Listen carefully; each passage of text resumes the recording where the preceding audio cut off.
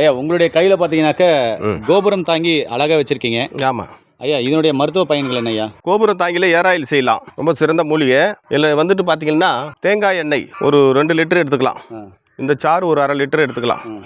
எடுத்துக்கிட்டு போட்டு நல்லா காய்ச்சி வடிகட்டி வச்சுக்கிட்டு தேய்ச்சோம்னா கூந்தல் நீண்டு வளரும். அப்புறம் வந்து இதை நல்லா ஃபுல்லாக மெண்டு திங்கிட்டு இந்த வாட்டிலோடு இருக்குல்ல அதை தின்னோம்னா அந்த பல்லு கூச்சாது. இது சாப்பிடும்போது பேர் கோபுரம் தாங்கி. முதுகு எலும்பு வலி இருக்கிறவங்க போன் வலி ஆமாம் சரியாயிடும். மூட்டுக்கு வலி இருக்கிறவங்க எலும்புகளுக்கு சரியாயிடும். சரியாயிடும். எலும்பு சம்மந்தப்பட்ட எதுவாக இருந்தாலும் சரியாயிடும். சரியாயிடும். இது எத்தனை வேலை சாப்பிடணும் ஐயா? காலையில சாஞ்சிரும். எவ்வளோ சாப்பிடணும் ஐயா? ஒரு கைப்பிடி. ஒரு கைப்பிடி. கசப்பாக இருக்கும்.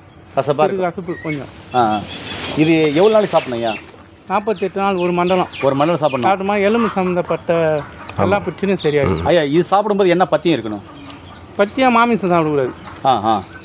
இது நார்மலாக ஆட்டுக்கறி சாப்பிடலாம். ம் கோழிக்கறி, ம் கருவாடு, ம் இந்த லெமனு இதெல்லாம் சாப்பிடக்கூடாது. ஏன் சாப்பிடக்கூடாது?